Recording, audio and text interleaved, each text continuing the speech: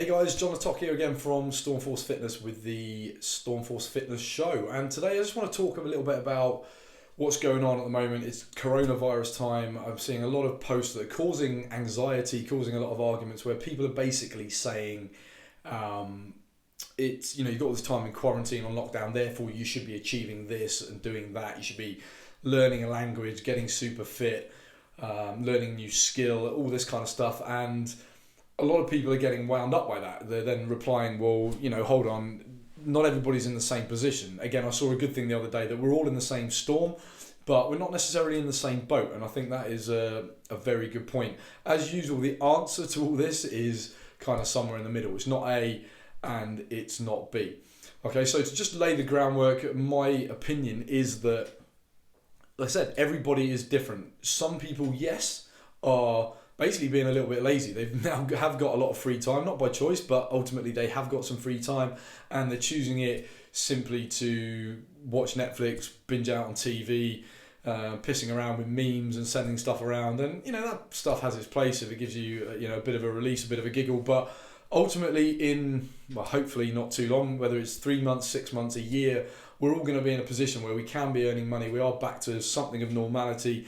And again, often these people will be the ones then complaining that life is not the way they want it. They haven't got the skills, they haven't got the money or whatever. So now is the time. You do have opportunities if you are not running around after kids, you're not an essential worker. I'm directing this at people who do have the time to do it and the opportunity and the resources. We've got the internet now. You can pretty much find whatever you want, often for free, or maybe you do spend a little bit of cash on it. But my point is more around goals and how too many people are setting like these professional goals and going in with a very sort of novice attitude. Because we're spending a lot of time on social media, particularly at the moment, you see the pros. They're the kind of people who their stuff does attract the eyes. It's like, wow, look at him lifting that and look at his abs and look at his muscle and look at her booty and all this kind of stuff. But what you're missing is what they've done to get there.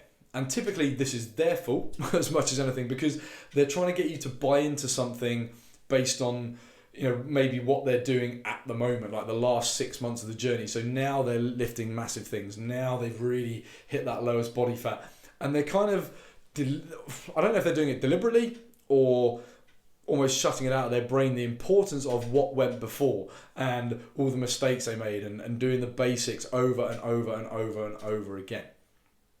All right, because to kind of quote my friend Sean Kobe, he basically said this the other day, how people often come to you with a goal. They're like, I want to lose 10 kilos of fat. I want to run a marathon.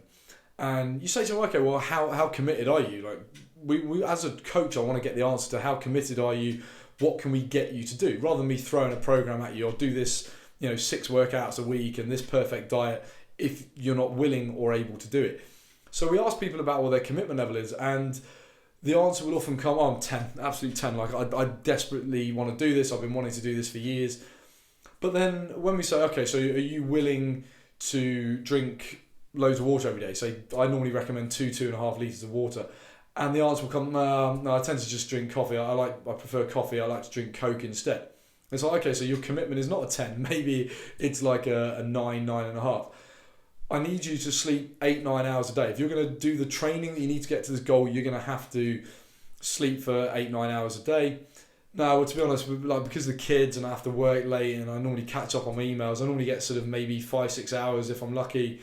And what are you doing before sleeping? I like to watch TV to relax. We know, that can often affect your sleep. So actually that commitment, now we're down at like 8, 7.5 maybe. I'm also going to need you to do these workouts 4 times a week. Like, if you're going to get these goals, you cannot miss 2 lower body sessions, 2 upper body sessions.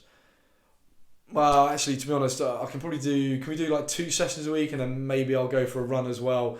And you can see how we could do this all day, and eventually you're coming down to a commitment level of realistically 3 or 4. Now, this is the important thing, okay? Nobody's judging you for that. I'm not saying you're wrong to do that. To a certain extent, I don't care what you do with your life. As long as you're happy and you're getting up every day and you're excited to do what you're doing, then you rock on. I literally don't care what it is. But my point is that when you're talking about this goal, but you're coming in with this level of commitment, you're not going to get there. Okay, you don't get to play this game. Okay, I don't mean that to be an asshole. It's just the way it is. So try and process that point, is that nobody is judging, or nobody should be judging you for what you're choosing to do down here. But if it doesn't match this massive goal, this game that you want to be playing in, then somebody's got to tell you that. Somebody's got to kind of call you out on that and make this point that if you are going to get up here, this is the commitment I need. And the other thing is almost like a flipping the coin. Sometimes people have these big goals and then talk themselves out of it. Okay, because they look at the journey like, oh my God, I can't lift what that guy's lifting. I can't run at that pace. I can't do a perfect diet. So they put the shutters down. They don't even get going. And the point in that instance is that you don't need to do it all at once. Like, again, it's kind of flipping the coin. Stop looking at this part of the program. Hold the goal and then reverse engineer and look at what you need to commit to right now. So for instance, when you're starting out, that I said about 4 sessions a week, maybe you can just do 2 or 3 sessions. Maybe that's all your body can deal with to enable recovery and muscle building and so on. In which case that is fine, but still you have to have that commitment. So this is where, coaching comes in. We reverse engineer that goal and we say, right, well, right now, based on where you're at, these are the things that are non-negotiable. Okay, if you want to move forward, these things are non-negotiable. These things are extras, and if you can do them, brilliant, but these things are non-negotiable. And like I said, if you're going to sit there and say, nah, I'm not doing that, I can't do that, I can't adjust my lifestyle, I'm not willing to make that change, then something's got to happen. Okay, you're going to have to effectively downgrade your goal so it's closer to matching the behaviors that you're willing to kind of put into your life. Okay, so that's my view on all of this, what you should be doing with this lockdown time. There's no should, okay? But if you can sit there and you can honestly look me in the eyes and say, yes, I really want to hit that goal. I really want to be making more money when life goes back to normal. I really want to be doing X, whereas right now I'm doing Y with my life. I really want to get down to this body fat or run this distance, whatever it might be. If you can genuinely sort of say, yes, I am willing to commit to it, then the behaviors have got to change. And this is the time to do it. You can probably train a bit more. You can spend a bit more time installing good habits. Because here's the thing, like at the moment, a lot of habits should be easier to achieve. You're maybe not buzzing around the office. You're not firing across London to different meetings. I'm not saying people aren't working, because this is exactly the thing. It depends on your situation, but generally getting food habits and water habits and sleep habits in particular, we should be able to do that a little bit more easily, because we don't have as much to do in our day. We're not losing time traveling to work and so on. All right, so think about your goals, think about what it is you really want to do and how important it is. And then, again, go to somebody who actually knows how to coach you. I hope that's me. I hope you find what I say useful and you'll come and find out more. But I don't really care. Find someone who you know will talk you through the steps at the right speed and be with you along the way and give you a kick in the ass when you need it, but also give you a shoulder to cry on. It is a stressful time, but they will keep moving you forward. And they're not trying to get you up here with this sort of mega program that looks amazing, it looks great, but you are just not ready for. All right, so have a think about that. Have a think about how you can use your lockdown time.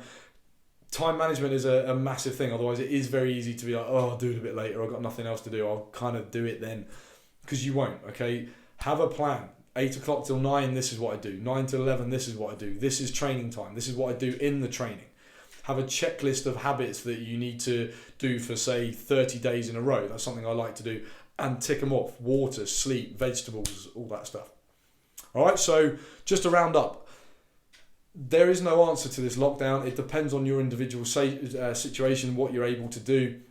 But the point will always remain, what is your goal? What is required to get there? What are the steps? And what are you willing to commit to? The commitment to the steps must match the steps required to get to the goal. Otherwise, you are going to have to downgrade your goal and be okay with that. I hope that helps you. I'll see you on the next episode. I'm John Latok. This is Stormforce Fitness Show. Take care, stay safe, don't get sick, and hopefully we'll see you on the other side.